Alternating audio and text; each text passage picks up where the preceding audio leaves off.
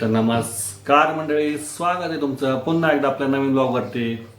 तर सगळ्यात आधी तर मी आपल्या सर्वांची मनापासून माफी मागतो की आपल्या चॅनलवरती गेल्या 2 आठवड्यापासून एकही व्हिडिओ मी अपलोड करू शकलो नाही. काही कामात व्यस्त होतो, कामाच्या धावपळीमुळे कुठं जाता आलं नाही आणि त्या धावपळीनंतर ना एकदम आजारी पडलो, त्यामुळं काही कुठं जाताच आलं नाही. शरीराने जरी मी घरी असलो तरी मनाने मात्र मी आपल्या गड किल्ल्यावरतीच फिरवतो.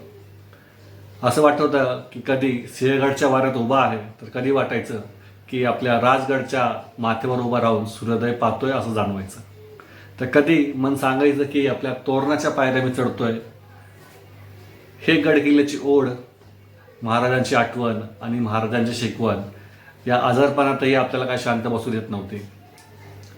जसं मला या गड किल्ल्यांची, महाराजांची आणि त्यांच्या विचारांची ओढ आहे, तसंच या काळात मला समजलं की महाराजांनाही माझी, त्यांच्या या मावळ्याची तेवढीच सोड लागून आहे.